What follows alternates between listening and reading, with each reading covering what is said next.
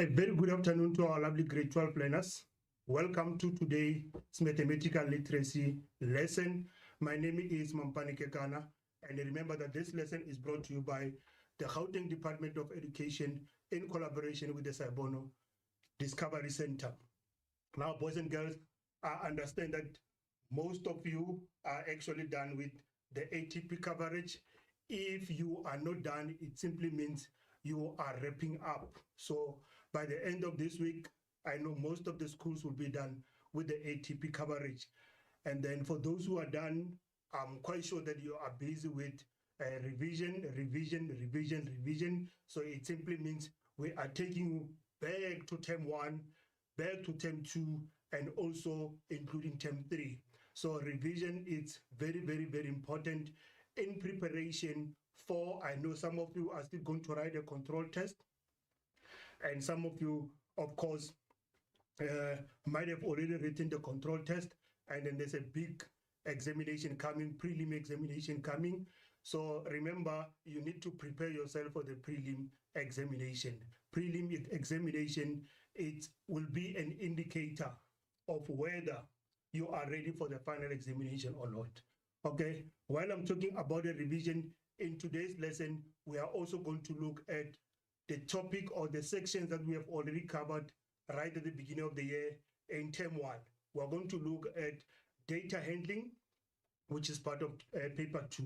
So under data handling for today, we're going to look at data representation, analysis, and interpretation.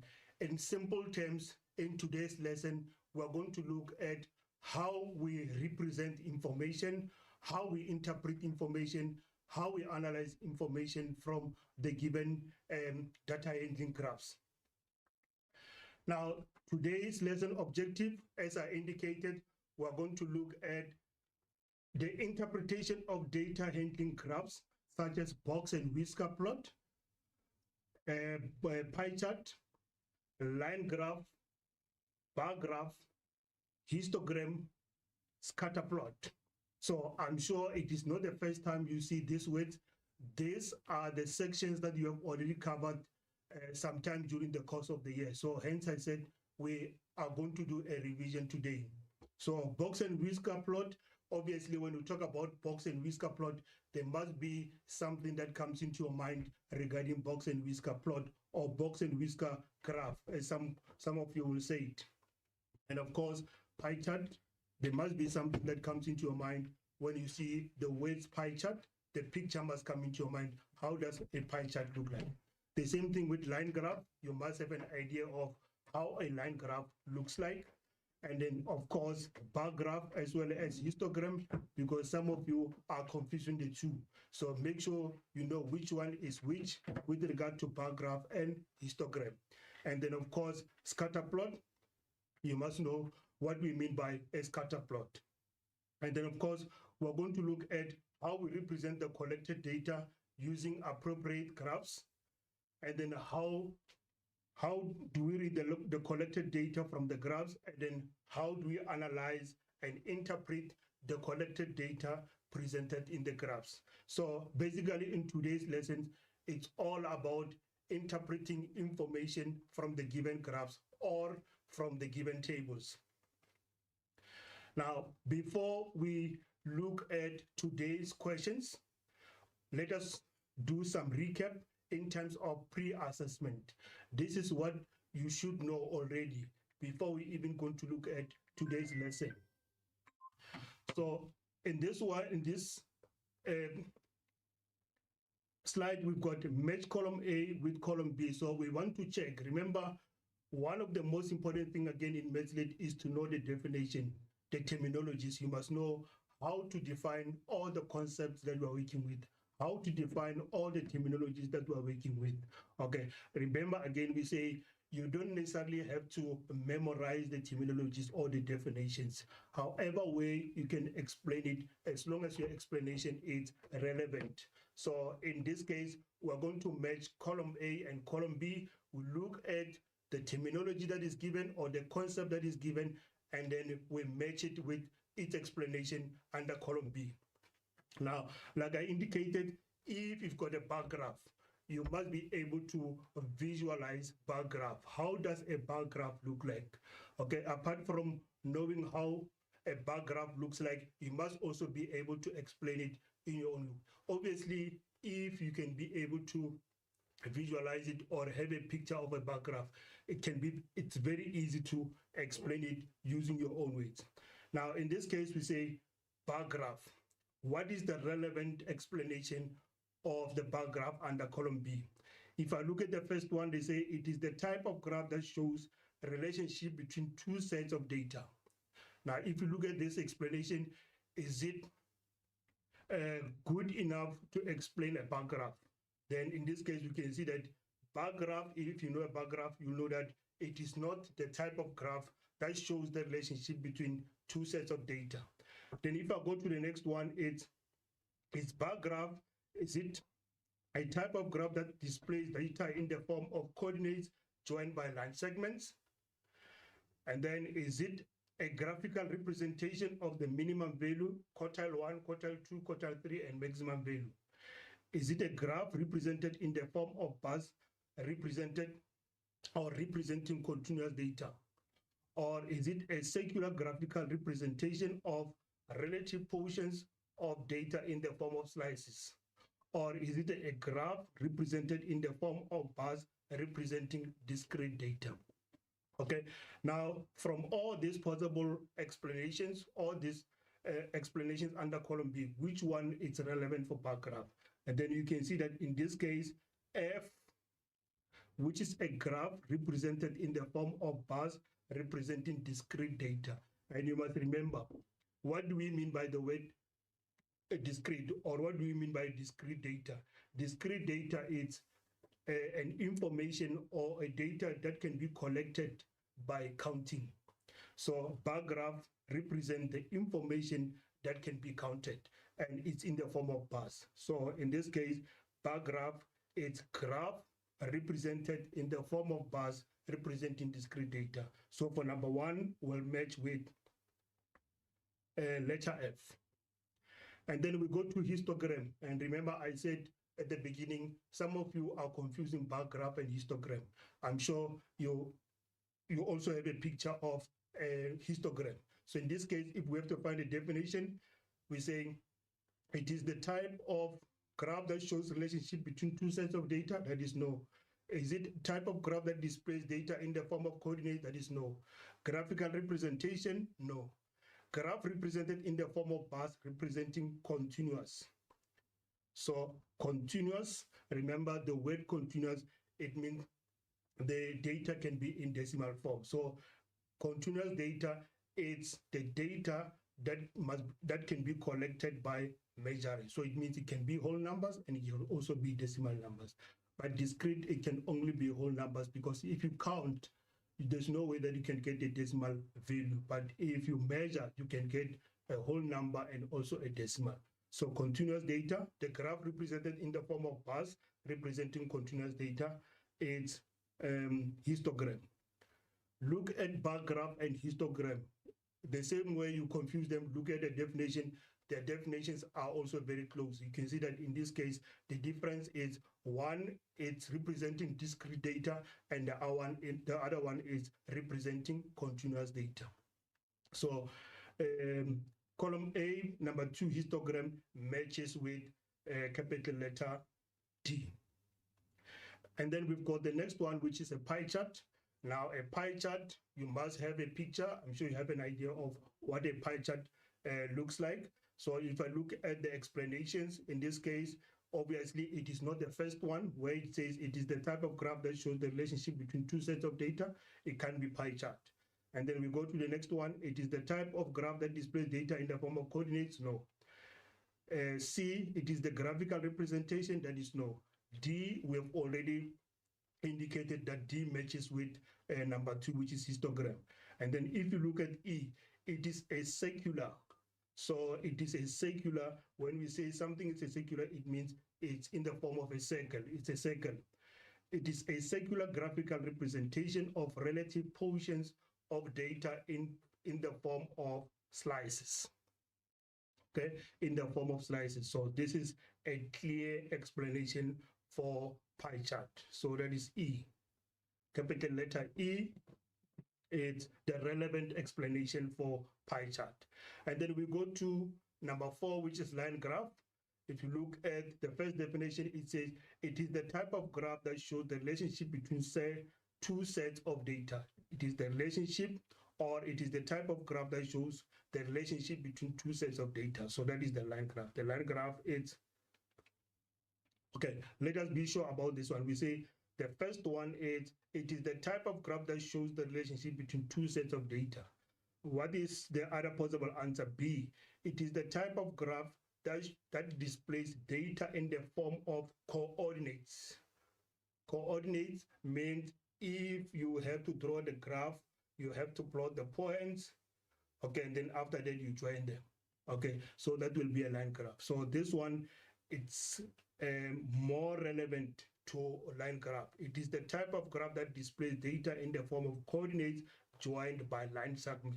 Line segment, it simply means you plot one point, the second point, the third one, and the fourth one. Then from there, join line segments. It's just a piece of line, a piece of line, a piece of line.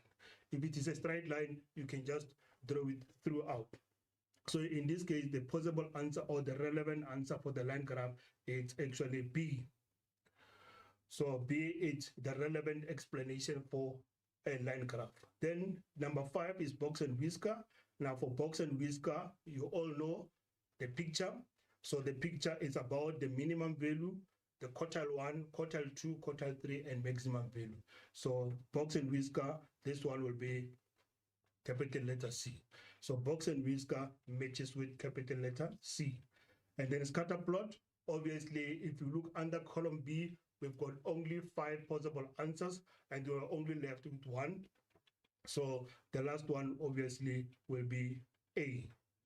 But you need to be careful, especially in a case where you have to match column A and column B. In some cases, under column B, they will give more explanations. In this case, they gave 6 terminologies, and then they gave 6 explanations. But in some cases, just to confuse you a little bit, they can give you 6 terminologies and they give you 7 explanations, or they can even give you 8 explanations so that you don't guess. Okay, because in some cases you might guess. So in this case, it was obvious that if the scatter plot is the last one, obviously the last explanation that we didn't choose will be the most correct one. So that is our pre-assessment. That is what you should know up to so far. The definitions, here we're talking about definitions, but we are also, we must also think about the pictures of these graphs. How do they look like? That is very, very important.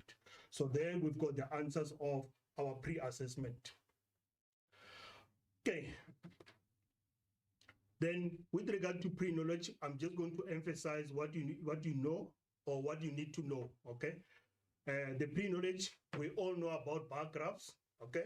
Now, with regard to a bar graph, it is a graph representing discrete data which is categorized and represented by bars with spaces in between, okay? It is a graph representing discrete data which is categorized and represented by bars with spaces in between. You see, the spaces are very important. So this is a bar graph that is given. The examiner might ask you to explain what a bar graph is. But apart from having a bar graph only, we can also have different types of bar graphs or specific types of bar graphs. This is just a bar graph. But if you look at this bar graph here, we say it's a compound bar graph. In other words, it's a specific type of bar graph because it has got multiple bars that are close to each other and they are giving us a certain information about the same thing. So this one is a preschool. Now for preschool, we've got the green one, we've got 4, the blue one, we've got 2, and so on. So in other words, we're comparing. It's like so it's like in this case, we asked what is the favorite color. Then when we go to the preschools, we find that at the preschool, the most favorite color is actually orange, okay? And then blue, then we counted 4. But when we go to the primary, you can see that green is actually the least favorite, okay? And then again, orange is still the most favorite. And so then when you go to secondary, you can say green, it's even more least favorite. So this one is, then the blue is the most favorite, but red and orange are actually the same in terms of favoritism. So this is the specific type of a compound bar graph, which is, this is a specific type of a bar graph, which is a compound bar graph.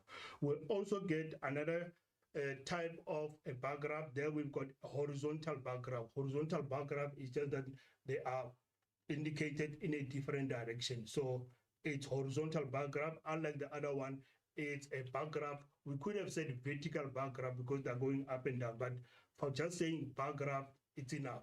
Then in this case, this one is horizontal bar graph.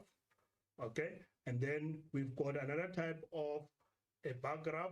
This one is a stacked bar graph. Because a stacked bar graph, it means we've got bars that are on top of each other and they are giving us different information. This is the information for blue, this is the information for brown, okay, and this is the information for light brown. Okay, so you can see that in this case, it's 3 different bars on top of each other giving us a certain information.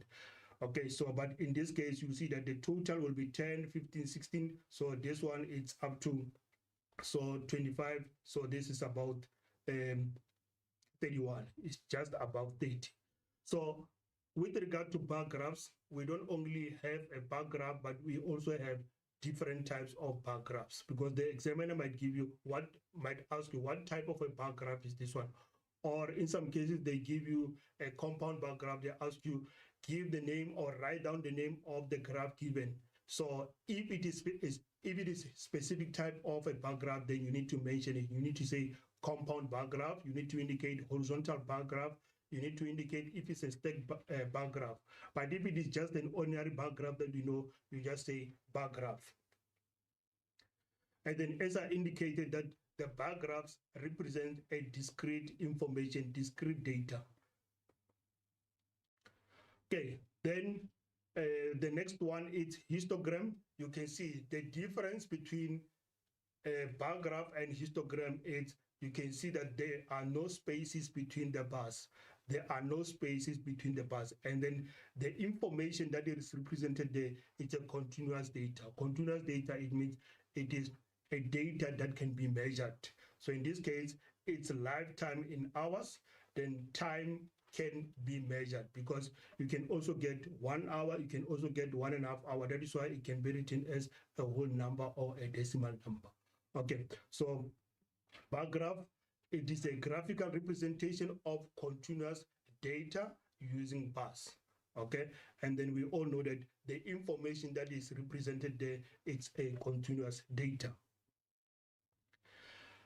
Okay, line graph, as we saw this under the pre-assessment, it is the type of graph that displays data in the form of coordinates. Coordinates, we are referring to the points that in most cases you have to plot in order to draw the graph, okay? Or the points that have been joined in order to complete the graph. So those are the coordinates. So the coordinate, it simply means, like in this case, if you look at this one, it says 1970 to 80. So 1970 to 80 for this graph, it's 500. And then we've got 1981 to 1990. So in this case, if they were counting the number of people, they would say from 1970, those who were born from 1970 to 1980, they were about 500. And then from 1981 to 1990, in this case, they were about 800. But these are the coordinates. It compares 2 variables. It compares what is on the horizontal line and what is also on the vertical line.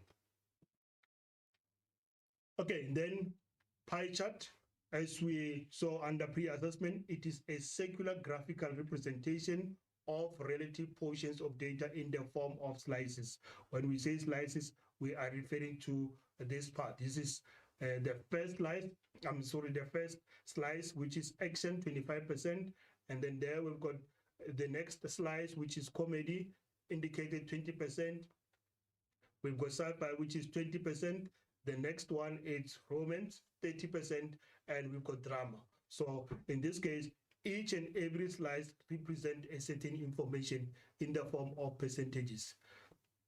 So For this one, they say the total percentage of all slices of a pie chart must be 100%. In other words, if I add up all the percentages that are indicated on the pie chart for each and every slice, when I add them together, they must give me 100%.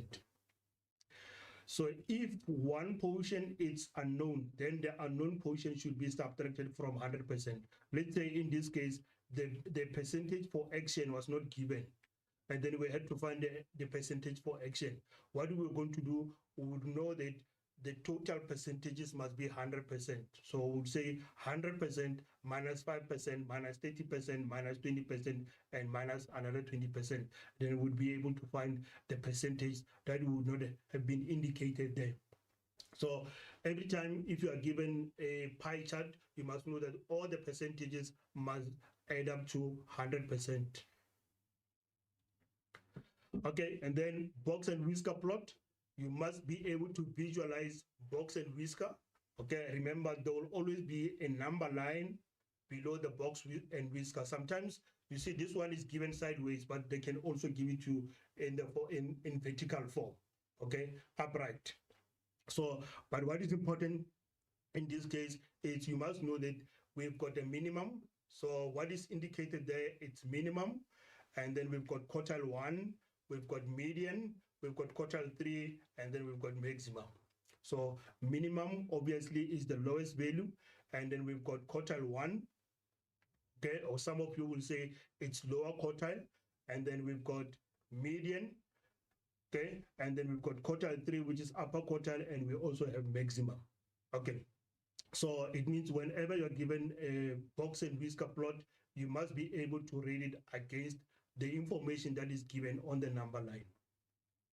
So what is box and whisker plot? It is a graphical representation of quartiles, minimum and maximum values. So quartiles, what do we mean by quartiles? We mean quartile 1, quartile 2, quartile 3. Those are the quartiles, quartile 1, quartile 2, quartile 3, because we say quartile 1, it's lower quartile. Another name is, we say it's quartile 1, another name is lower quartile. The same thing with median. It's median, but we can also say it's quartile 2. Then quartile 3, it's upper quartile, but we can also say it's quartile 3. The graph has 4 segments or quarters. It has got 4 quarters. From minimum to quartile 1, it's the first quarter. From quartile 1 to median or to quartile 2 is the second quarter. And from quartile 2 to quartile 3 is the third quarter. And from quartile 3 to maximum, it's the fourth quarter. Each and every quarter is 25%. It represents 25%. But it does not necessarily mean that these quarters will always be equal. Okay, one might be smaller than the other one, but the information that is represented there is 25% of the data that would be given. Okay, they say if the segment is bigger, it implies that the data is spread apart. So if it's spread apart, it means when we say spread apart, let's say for instance, in your classroom, you wrote a test and we need to analyze the results, but you find that the learners' marks are not close to each other. Let's say for instance, the learners will get 26, 27, 28, 29. We say those are not spread apart, but the moment you've got 24, 26, 28, and then all of a sudden you've got 40, you can see 40 is far from the other value. So we say they are spread apart. Each segment is small, it implies that the values are close to each other. So like in the case of the marks, we'll say these learners' marks are very close to each other. We don't actually have a learner who is very far from the rest of the class. So in that case, you will see that the quarters will be more or less equal. But the moment you've got some learners who's got marks that are very big or very high compared to other learners, then we won't have equal quartiles.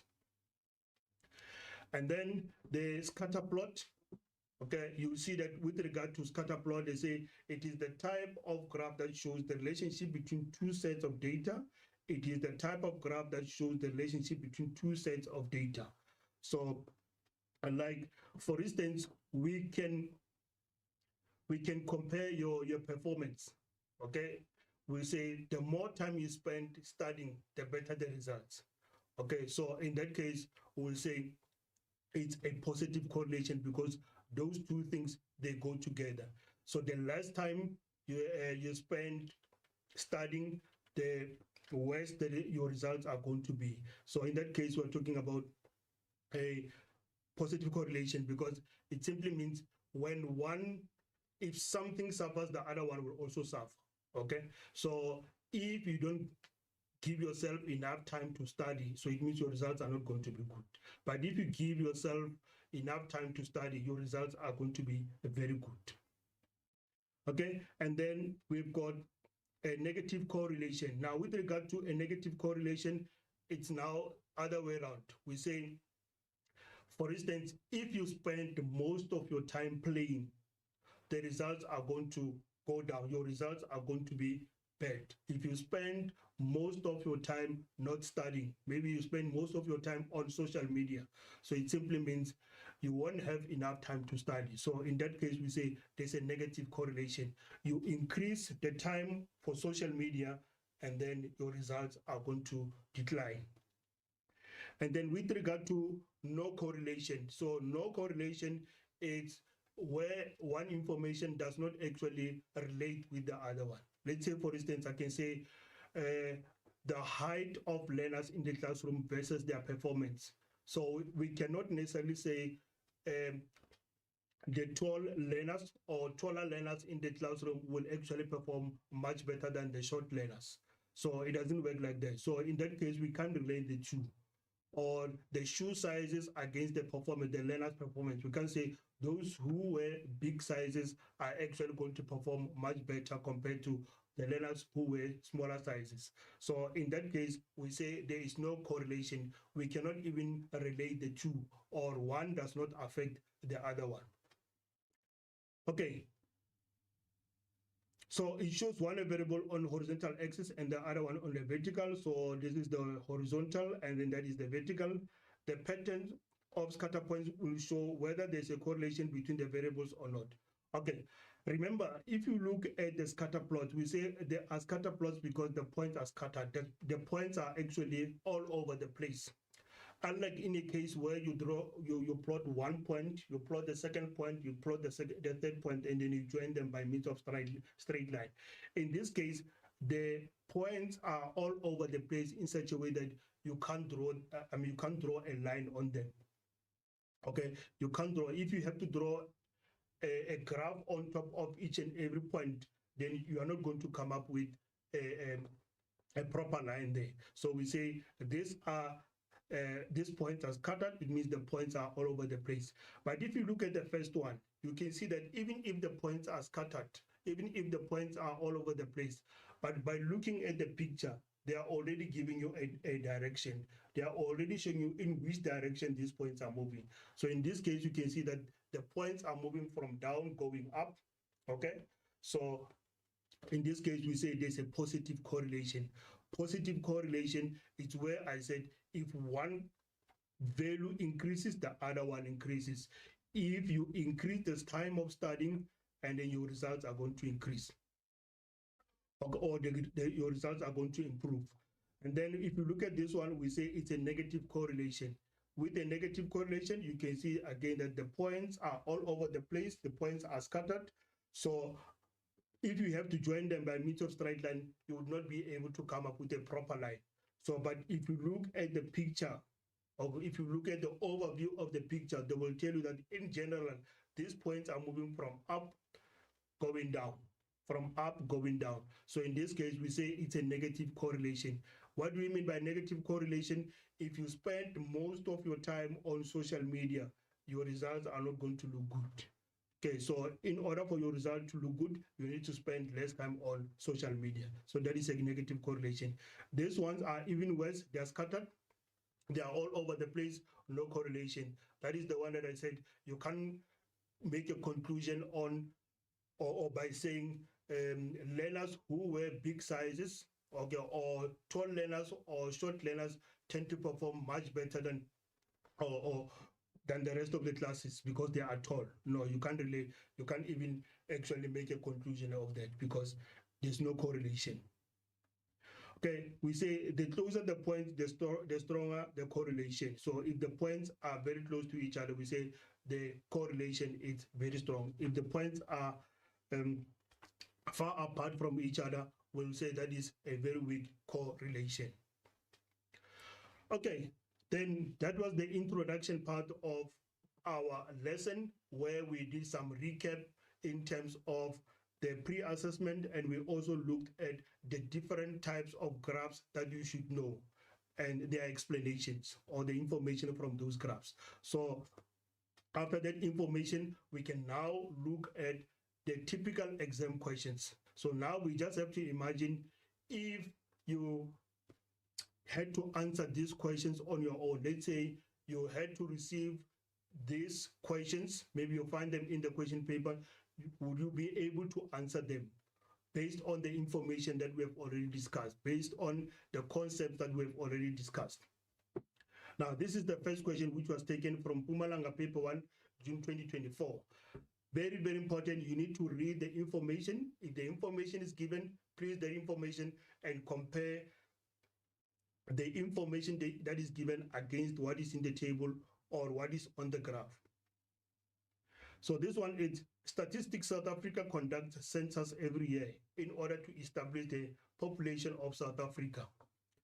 The table alongside shows the population and land area of South Africa in 2023.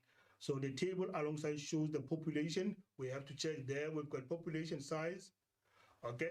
And in the land area, there we've got the land area. Okay, they say use the table alongside to answer the questions that follow. So you've got the population size, you've got the provinces, you've got population percentage, and so on and so on. So number 1.1 is write down the province with the third lowest. Write down the province with the third lowest land size in square kilometers.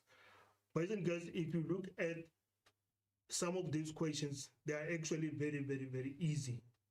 But please, you need to take your time in some cases, because you can make a mistake. You can think this is actually very easy, but you end up making mistake because maybe you are rushing. So it's very important that you take your time and you make sure that this type of questions, you get them correct.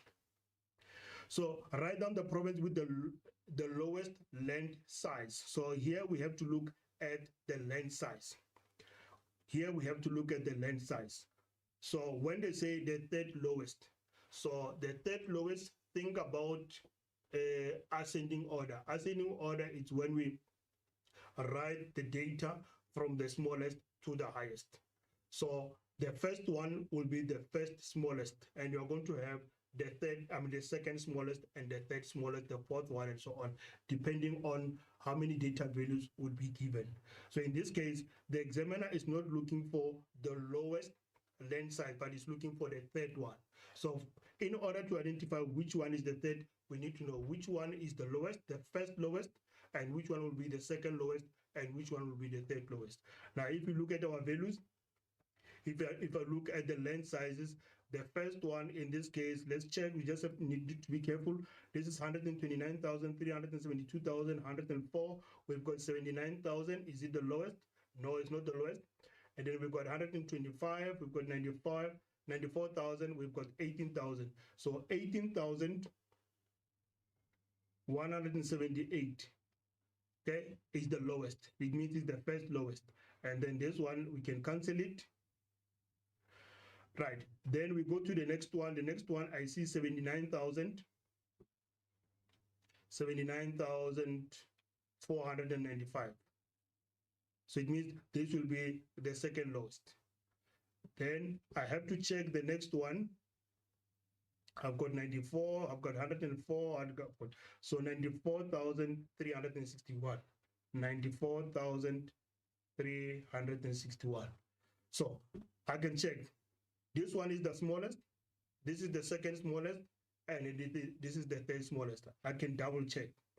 Okay, so there's no other value which is smaller than these values. So it means this is the first one, the second one, and then the third one. Just to be sure, I had to write them in the correct order. So write down the province with the third lowest land size. Then from this one, I see that it's 94,361, but they say write down the province. So we have to write down the name of the province. The name of the province is KZN, KwaZulu-Natal.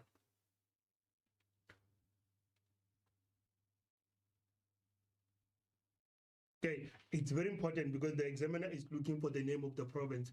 I know in some cases, some learners will just write down the value, okay? But it might happen that the examiner would penalize you because you would not have read the question correctly, because in this case, they're looking for the name of the province. So KwaZulu-Natal is the correct answer. Okay, then for number 1.2, identify the province with the highest population size. Okay, identify the province with the highest population size. Okay, why do you think the province has the highest population? So if you look at the given information, only 8 provinces are given there. So it's 1, 2, 3, 4, 5, 6, 7, 8, 9. Only the values or the population sizes of 8 provinces are given, because this one we don't have A. We don't know what the value of A is. But from the given information, we can identify which one is the highest. Which one is the highest. So the one that is the highest, you can look at this one, we've got 6,678,000, we've got 2,916,197, we've got 16,069,092. So let's check. So we've got Gauteng, which has got the highest population. So Gauteng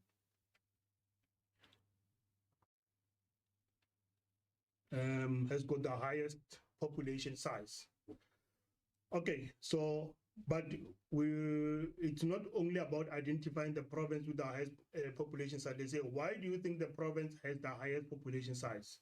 Okay, so it means we've got a lot of people in Gauteng, which is 16,069,000. So why do you think the province has the highest population size?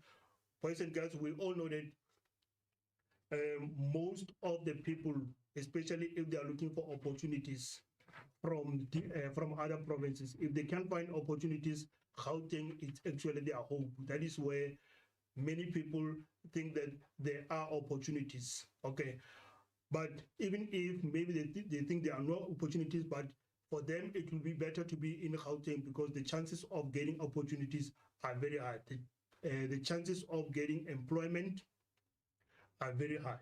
So in this case, we can say one of the possible reasons is because people will think of opportunities.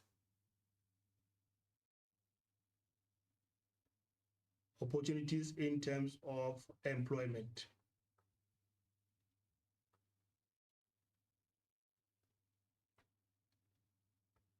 Or any other reason that you can think of, okay?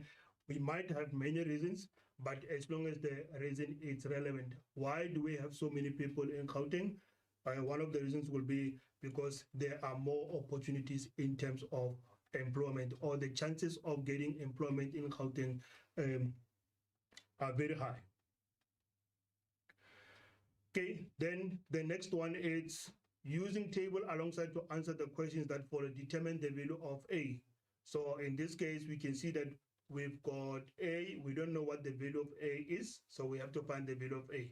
But you can see that all the population sizes, if we add up all the population sizes in each province, if we add up all the population sizes from each province, they must give us a total of 60,414,495. 60,414,495. So it means in order to find the value of A, what we can say, right, the value of A will be the same as 60,414,495. And then we subtract the population sizes of all those other provinces. So we say subtract 6,678,964. And then we minus Free State, which is 2,916,197, minus KwaZulu-Natal, which is 11,518,288. And then we minus Limpopo, which is 5,887,980. And we also subtract Northwest, which is 4,109,533. And we subtract Northern Cape, which is 1,282,845. And then we subtract Western Cape, which is 7,219,826. Okay, what some learners will do, they will add up all the known provinces. In other words, they will take Eastern Cape, they add it with Free State, Gauteng, KwaZulu-Natal, Limpopo, Northwest, Northern Cape, Western Cape, they add them together, and then after that, they subtract the answer. They subtract that answer from 60,414,000. But this is the other way of doing it. So if I take my calculator, I say 60,414,495. And then I subtract, I hope you're also helping me to calculate. And then I subtract 6,678,964, subtract 2,916,197 minus 11,518,288.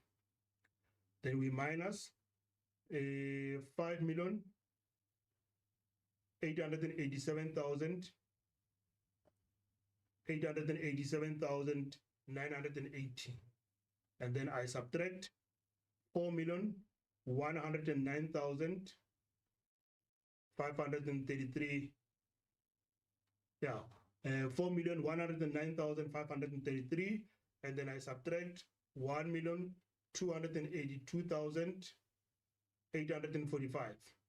And then I subtract 7 million, which is the last one for Western Cape, 7,219,826.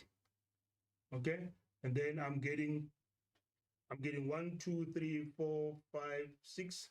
Then I'm getting, so it's 1, 2, 3, 4, 5, 6. So I'm getting 20. Okay, let me double check my answer.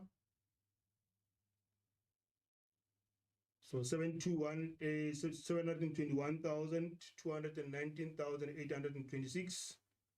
Okay.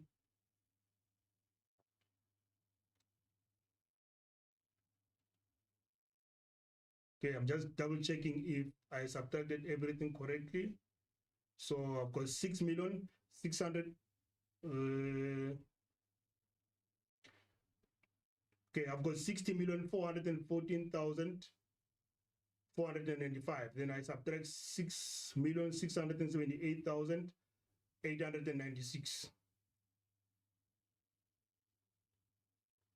60,414,495, and then I subtract 6,678,964, and then I subtract 2,916,197, and then I subtract 11,518,288, then I minus 5,887,980, and then I subtract 4,109,533, and then I minus 1,282,845. Okay, 1,282,845, and then I get 7,219,826. Then my answer is, I get 1, 2, 3, 4, 5, 6. So I get 20,800,000 and then 862. Okay, so that is the answer that I'm getting for the value of A. Right, then for number 1.4, it's when the population size are calculated using the population percentage in the table one cannot find the exact population size as indicated in the table. When population sizes are calculated using the population percentages in the table, one cannot find the exact population sizes as indicated in the table. Give the reason why that is happening. Okay, so let us look at this. Let's say, for instance, in this one, they get a population percentage of 11,06. How did they get to 11,06? So to get to 11,06, we say, if I take 6 million, I want to know 6 million is what percentage of the total. So 6 million I divided by the total population. So if I take 6,678,964 and then I divide it by the total population, which is 60,414,495, and then I times it by 100, I'm getting 11,06. I'm getting 11,06. So in other words, what I did, if you take 6,678,964 and then you divide it by 60,414,000 and then 495, and then you times it by 100%.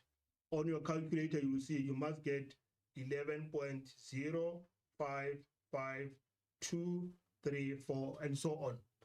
So, but if you look at this answer, it's 11,06. So it means it has been rounded off. 11,06% rounded off. But now I need to check. If I take 11,06% and I say 11,06% of the total, will it give me 6 million? That is what I want to check. If I say 11.06, let me write it here, 11.06, I say over 100, and then I multiply by the total population, 60,414,495. If I calculate 11,06% of 60,414,000, it must give me this value. So if I do it, I say 11.06 divided by 100 multiplied by 60,414,495. This is what I'm getting on my calculator. I'm getting 6,681,843. And then I get 147. But we know that this is the number of people. So in the end, we must leave it as a whole number. So actually, this will be 6,681,843. Okay, but if you compare this answer and that one are not the same. Because if I say 11,06%, if this is 11,06%, if I calculate 11,06% of the total population, it must give me that value. But now, that is what the examiner is asking here. When the population sizes are calculated using the population percentages in the table, so in other words, we're using the percentages that are in the table to calculate the population, we don't get the same answer. Give the reason why that is happening. It's because, remember, these percentages were actually rounded off. Okay, these were not the original percentages. Remember, it was 11,0555,234. In order for us to get exactly the same value, we must take all the digits. Meaning, when we round off, we don't actually, or rounding off does not mean that is an accurate answer. It means it's an estimated answer. So 11,06 is a rounded off value. It means it's not an accurate value. So therefore, that is why it doesn't give us the same answer. So in simple terms, we can say it's because of rounding. Or we can say because the percentages were rounded off. The percentages were rounded off. Or we can say they were not or the percentages are not, or the value of the percentages are not original. Those are not the original percentages. That is why they are not giving us the same answer. Okay, then the next one is calculate the value of B, the percentage population. Calculate the value of B, the percentage population. So this one is B. Remember, all these are the percentages. All these are percentages. So you can see that if we are given percentages and then in the end, all the percentages must give us 100%. But the examiner in this case was trying to be clever for us, because what he did is he deliberately, he did not indicate the percentages of other provinces deliberately, so because he wanted us to follow a certain method in order for us to calculate. Because if these percentages were indicated, we were just going to take 100% and we subtract all the given percentages. But in this case, because the two percentages are not given, or the percentages of two provinces are not given, therefore we can't say 100 minus the other percentages. So it means we need to calculate. Unless if you've got time, you can actually calculate the percentage of each province, but there's a shorter method of doing that. So how do we find the value of A? We want to know 11,518,288. It's what percentage of the total population? Then that is where we say 11,518,288. Then we say over the total population, which is 60,414,000 and then 495. Then we times it by 100% to get a percentage. So that is how we're going to find the value of B. So we say 11,518,288 divided by 60,414,495. 11,518,288 divided by 60,414,495. And then I change that to a percentage, multiply by 100, then I get 19,06543786. Right, you can see that the highest rounding there is 2 decimal places, so we can say in this case we can also make it 2 decimal places, 19,0. If we have to round off, we look at the next digit. If we round it up to the next to 2 decimal places, okay, it's supposed to be 19,06. Is it going to be 6, or is it going to remain as 6, or is it going to change to 7? So this one will change to 7 because the number next to it is 5 or more. Once the number next to it it's 5 or more, this will change to the higher number. So in this case, we get 19,07%. That is number 1.5.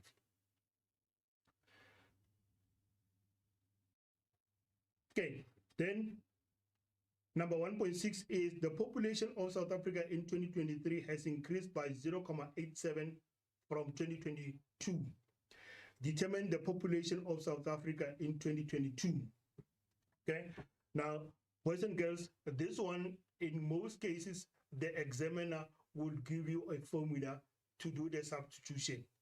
Okay, so unfortunately in this case the examiner was not too nice to us. The examiner did not give us the formula. So it means somehow the examiner will think, since you were using this formula, or you use this formula many times in the classroom, so you will remember the formula for percentage increase. Okay, now the formula for percentage increase, we say percentage increase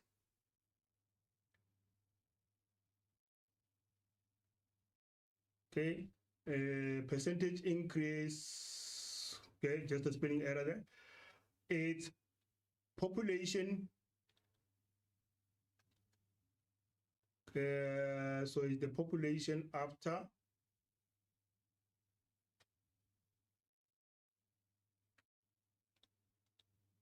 okay minus, okay, let me say population after minus population before. Population before, and then we divide it by the population before.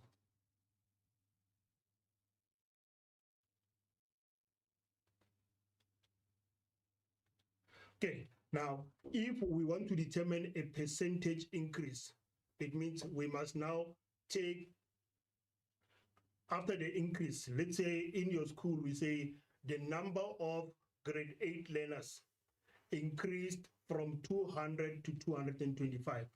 The number of grade 8 learners, that is from 2024 to 2025, the number increased from 200 to 2025. So we say the population or the number of grade 8 after the increase is 225, but before it was 200. So if the number increased from 200 to 225, we say the number after increase is 225, but before is 220. So in this case, if we look at the population, we say the population after. So in other words, we want to know what was the population in 2023. Okay, from 2022, the population in 2022, then we are going to divide it by the population in 2022. So this one must be before. So we take the population after the increase, so which means it is the population in 2023. Okay, let's see. And then if we do the substitution, this is what we do, percentage increase. Now we need to check. What are we given here? Let us look at the information. They say the population of South Africa in 2023 has increased by 0.87%. So this percentage increase is 0.87. So 0.87%, then we say equals to, what was the population in 2023? Okay, so the population of South Africa in 2023 has increased by 0, from 2022. So, and then we have to determine the population in 2022. So what do we need here? We say the information that is given here is for 2023. So we've got 2023 is 60,414,495. Okay, then we subtract. Okay, let me write it here.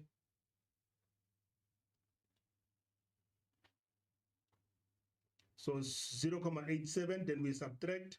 What do we subtract? We don't know the population in 2022, so I'm just going to leave it as P over. Okay, then instead of just writing the whole weight, I'm just going to leave it as 22, and then I'm saying over P. Okay, so remember, we were not given the formula. So we had to remember the formula in this case, since you use it many times in the classroom. So we say, when we do the substitution, the percentage increase was given, which is 0.87. Okay, and then 0.87%. Then we say equals to the population in 2023. Where did I get it? I got the population in the table, which is 60,414,495. And then I say minus. I don't know the population for 2022. Let me just say it's P for population. And then it's over. I don't know the population in 2022, so let me just leave it as letter P for population. Then there I've got an equation that I have to solve. I've got an equation that I have to solve. So what I'm going to do here is I'm going to change 0.87. I'm going to write it as an ordinary number. How do we change a percentage to an ordinary number? 0.87, it is the same as, if I say 0.87% is the same as 0.87 over 100. A percent means over 100. If I say 20%, 20% is the same as 20 over 100. And then what is 20 over 100 is 0.2. What is 0.87 over 100? 0.87 divided by 100, then I get 0.0087. So this one I'll say 0.0087 equals to, okay, I'm going to start to create a space there. So I've got 0.087, it's equals to, then it's still 60,414,000 495 minus P over P. I'm sorry about the space there. Then there I've got the information. I only changed the 0.87. Let me check if I did it correctly. 0, it must be 2 zeros. 0.0087. If you take 0.87, you divide it by 100, and then we get 0.0087. Okay, then what I'm going to do here is I'm going to cross multiply. So I cross multiply, you know the cross multiplication method. So that one is the same as over 1. If I take P, I multiply by that, I get, I'm going to bring it here, I get 0.0087 P equals to, on the other side, I still have 60,414,495 plus P. Okay, I'm sorry about the space there. But I've got 0.087 P plus, equals to 60,414,495 plus, it's minus. Must be minus, because the P is minus there. It must be minus. Then I have to take P to the other side. Then I get 0.087 P, 0.087 P plus P, which is equals to 60,414,495.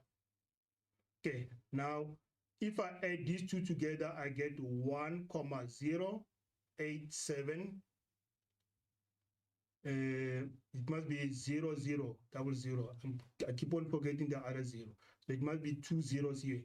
1.0087, and then equals to 60,414,495. Okay, I'm aware of the space there. 1.0087 P.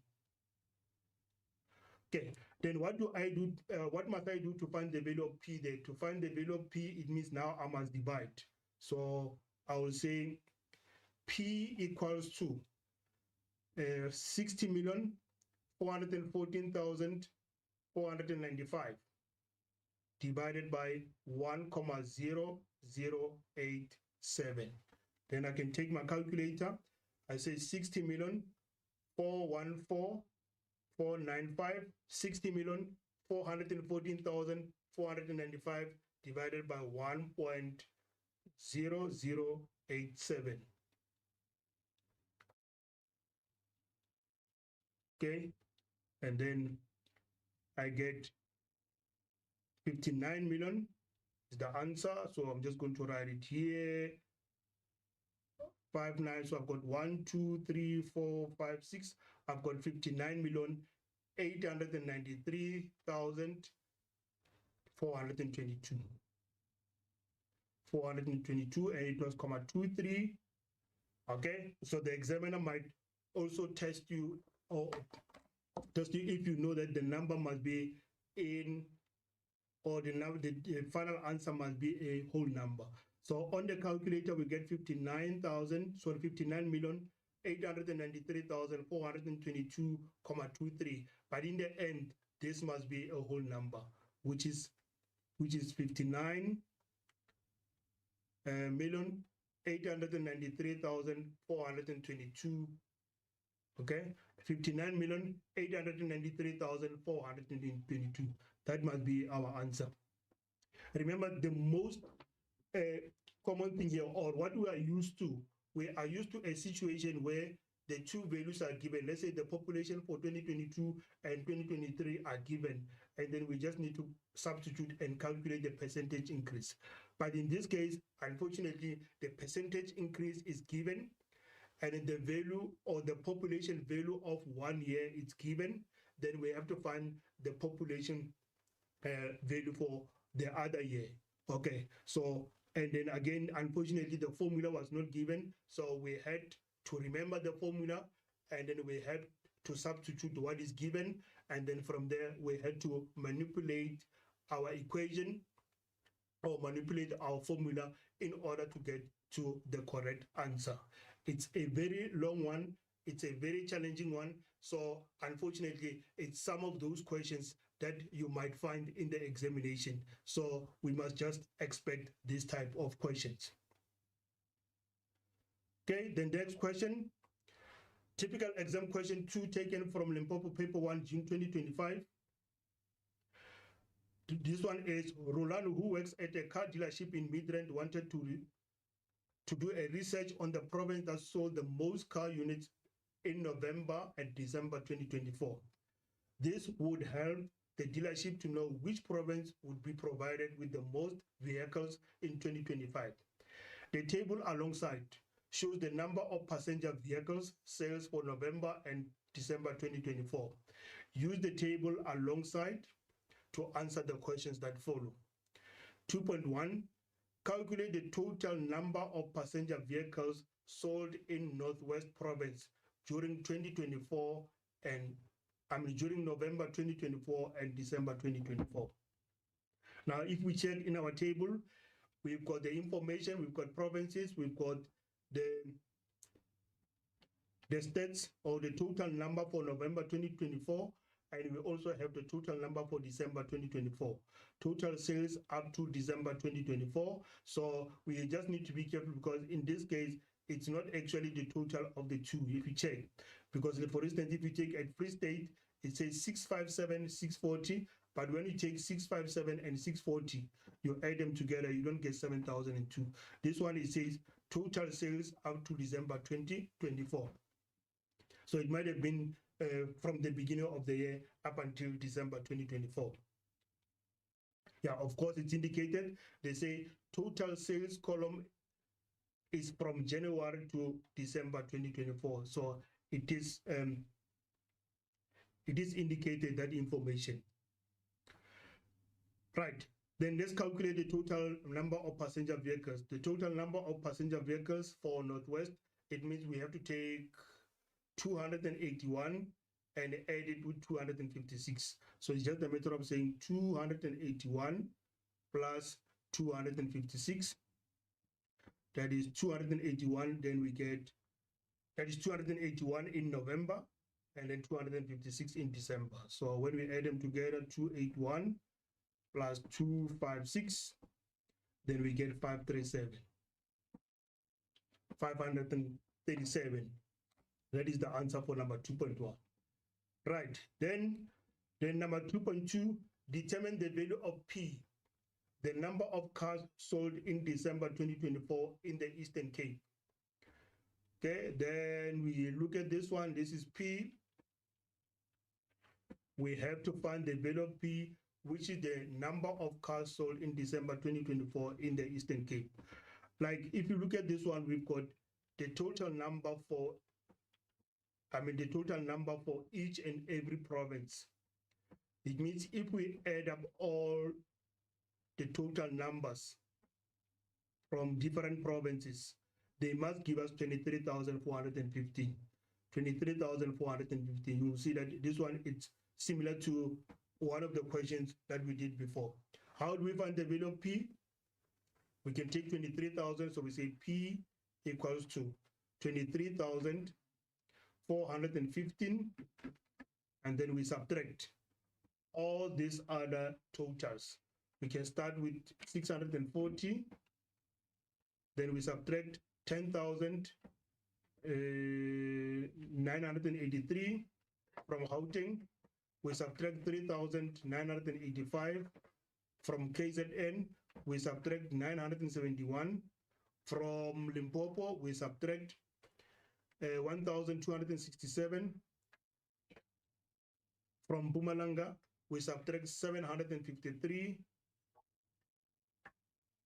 Okay, we subtract 753 from Northwest. We subtract 256 from Northern Cape, and then we subtract 3,577 from Western Cape. So we just need to check. We've got 1, 2, 3, 4, 5, 6, 7, 8, 9 provinces. So to get the other one, we say the total which is 23, then we subtract 1, 2, 3, 4, 5, 6, 7, 8 provinces in order to find the ninth one. So take your calculator, we say 23,415 minus 640 minus 10,983 minus 3985 minus 971 minus 1267 12,267 minus 753 minus 256 minus 3,577. That is for Western Cape. Then I get 983. That is what I'm getting. I'm getting 983. So again, we could have, some of you could have added up all the given total numbers there. We could have started by adding up, and then after getting the total, we subtract that total from 23,415. Okay, so that is how we determine the value of P. Right, then the next question is, write down the total number of vehicle sales in November 2024 as a ratio to the total number of vehicle sales up to December 2024. Right answer as a unit ratio. Very, very important. Unit ratio. You need to know what is the difference between an ordinary ratio and a unit ratio. Okay? If, for instance, we say in your classroom there's 30 boys against, let's say, 50 girls. So it's 30 is to 50. There are 30 boys and there are 50 girls. 30 boys, and then if we simplify the ratio here, we know that we can divide this by 10. We get 3 is to 5. This is the simplified form. Okay? But when we say unit ratio, this will not be enough for the examiner. The unit ratio is, in the end, we must have 1 as one of the values. So usually if there are 2 values, we divide by the smaller number. So in this case, we'll divide by 3. We divide by 3, then we get 1 is 2.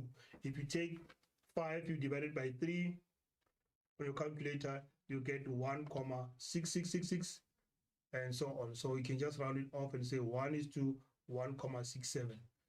As long as at the end of the day, you've got 1 there, okay? Doesn't matter whether the other value is decimal. Even if it's decimal, we just round it off. So like in this case, initially it was 1 is to 1,666 on your calculator, then we get 1 is to 1,67. I was just trying to indicate the difference between a simplified ratio and a unit ratio. With a simplified ratio, we'll end up with 3 is to 5. But with a unit ratio, we must have 1. Hence, the examiner has indicated that your answer must start with 1 is 2. So let us look at the information that is given. This one, they say, write down the total number of vehicles sales in November 2024. November 2024, for the total. November 2024, we've got 22,278. So it's 22,784 for November 2024.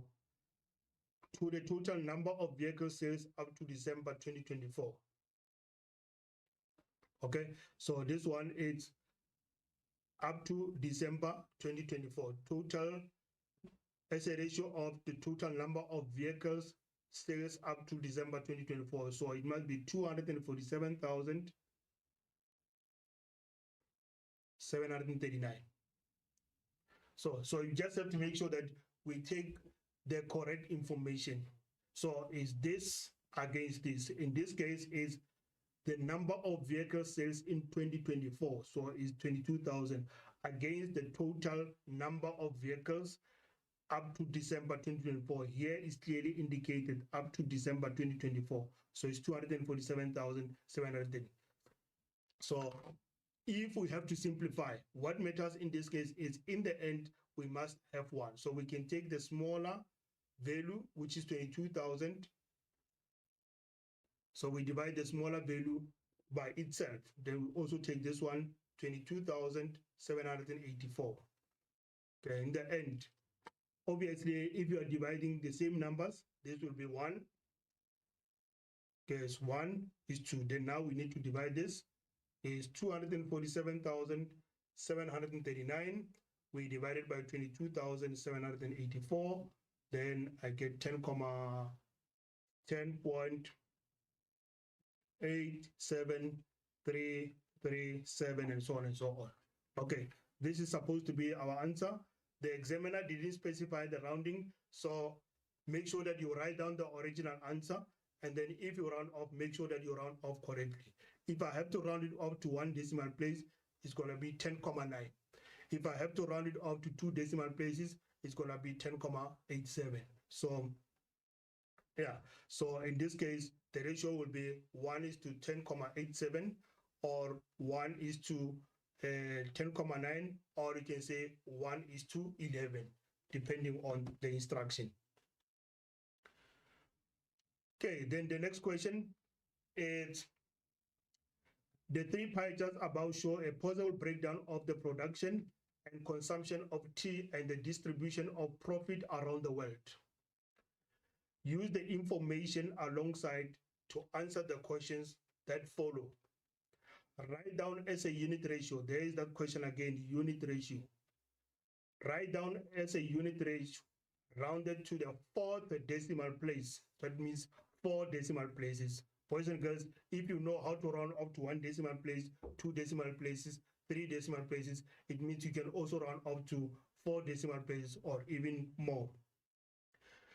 The production of tea in South Africa to Indonesia.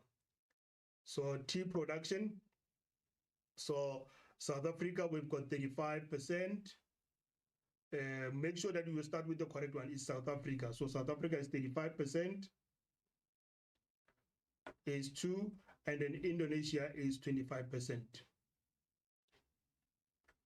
Okay, then we don't have to worry about the percentages. The percentages, they can cancel out. So in this case, they say unit ratio, and then they don't instruct us to start with 1, but one of the values must be 1. So you can divide either by this one, you can divide by 35, we divide this side by 35, or some of you will say, let's divide by the smaller number. We've got 35 is to 25, and then some of you will divide by 25, this one by 25. As long as in the end, the ratio, your ratio answer has got 1. Whether 1 is on the right-hand side or it's on the left-hand side does not matter. But if the examiner would instruct and indicate that this must start with 1, it simply means the 1 must be on the left-hand side.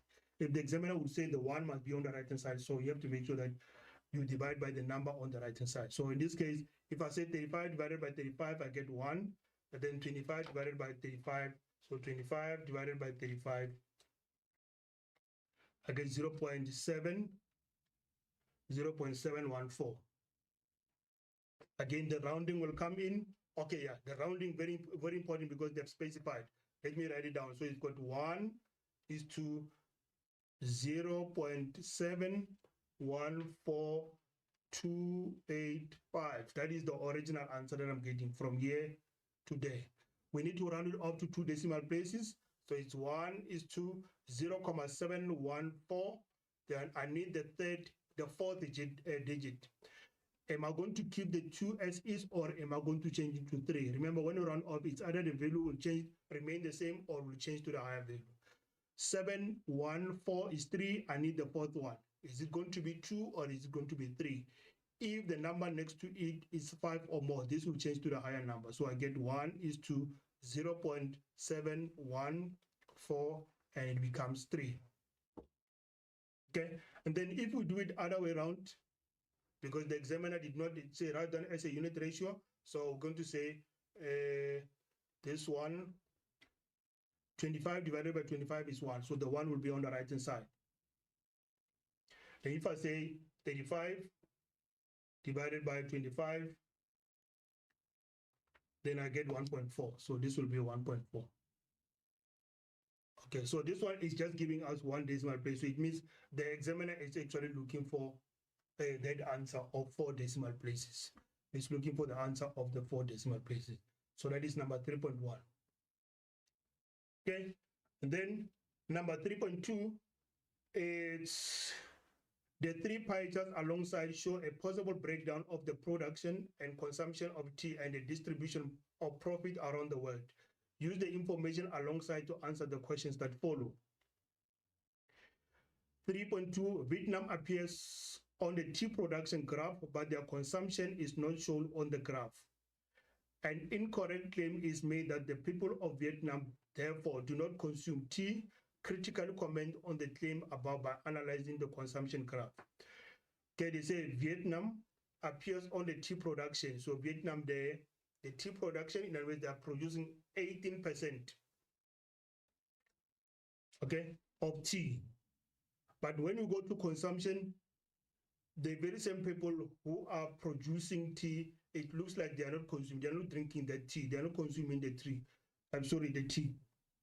So if you look at the information that is given, it says America is 35%, but America was not there. It means, and then Europe is 50%, and then we've got Japan.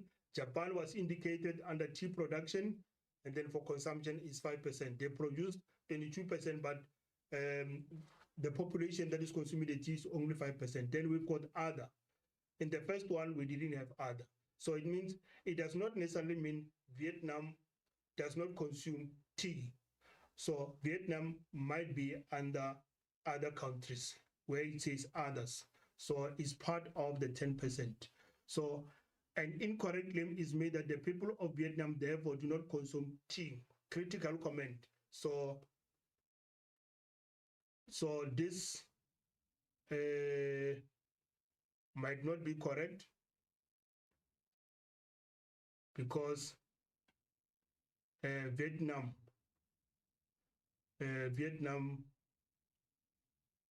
might be part of the 10% of the 10% that is indicated under others.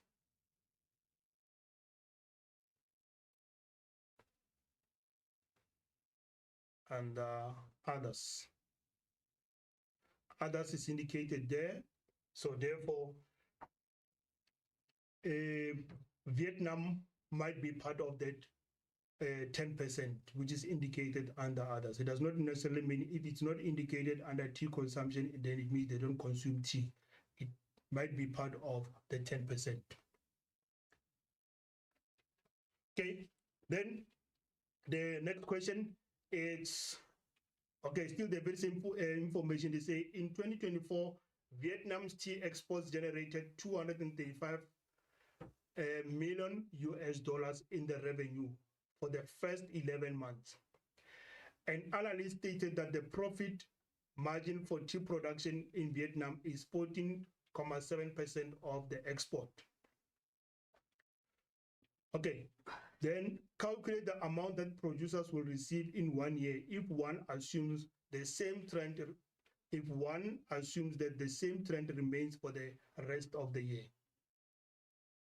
Okay, now you can see that the generated amount was 235 million US dollars, but this was for 11 months. But for the rest of the year, it must be for 12 months. So we need to know the total for 12 months. So for this one, we can say 1 month, it's, so if we take 235 million, 235 million, we divide it by 11. Okay, now we want to know how much was generated in 1 month. Over 11 months is 235 million. So we divide it by 11. Then we'll get the amount generated for 1 month. Now from that 1 month, we're going to multiply it by 12. So time is not on my side, so I'm just going to indicate, if I take this, I'm going to get the amount generated for 1 month. Then I multiply it by 12 to get for the whole year, for 12 months. So on your calculator, you'll say 235 000 000. Then I divide it by 11. divided by 11. And then according to this, I'm supposed to get 13636,36, let me see. So I've got 1, 2, 3, 4, 5, 6. I've got 21,363,636,36. This is for 1 month. Now, remember they say this will increase the calculated amount if one assumes that the same trend remains. So it means I'll take this, I multiply by 12, I get times 12, then I get 256 million, 256,363,636, 4. Okay, this is the exports generated. The exports generated was 256 million. So and then from this one, they say, right, calculate the amount that the producer will receive in 1 year. According to the information, tea production, it's 14.7%. So I say 14.7%, which is over 100, multiplied by 256,363, and then 636,4. Remember, I'm not supposed to round off up until I get to the final answer. Then that 14.7, it's 14.7 divided by 100, and then I multiply by 256,363,636,4. So it's 256,363,636,4. Okay, then I get 376,854,54,55. Okay, then let me check. 1, 2, 3, 4, 5, 6. So it's 37,685,454,55. Okay, this is the exports value. But the producers will receive how much? The producers will receive only 10%. Then from there, I calculate 10%, so it's 10 over 100, multiplied by 3. So it's 1, 2, 3, 4, 5, 6. So it's 37,685,454,55. And then there I'll be able to get the answer. Times 10 divided by 100. Then I get 30. It's 1, 2, 3, 4, 5, 6. So it's 3,768,545,455 US dollars. Okay, so that is 3,768,545 francs. So the first thing that we had to do was to find the total tea export, the tea exports generated in 1 year. 1 month, then after getting the 1 month, we multiplied by 12 to get for the whole year. And then from there, they say they export 14.7%. We calculated 14.7%. And then after calculating the export value, and then the 10% will go to the producers. So there we've got the producers, we've got the exporters. So the producers will only receive 10%. That is number 3.3. It's a very long one, and it's a tricky one as well. It just needed a little bit of thinking. Okay, so that was question 3. Now, boys and girls, I think we managed to summarize almost everything that we were supposed to cover from the beginning. Okay, in terms of different graphs, the interpretation, and then the analysis of the information. So unfortunately, time is not on my side. I have to conclude the lesson. And then what I can say is thank you very much for watching. But remember that next week, there's going to be another lesson at the very same time, 2:30 up until 4 o'clock. Thank you very much.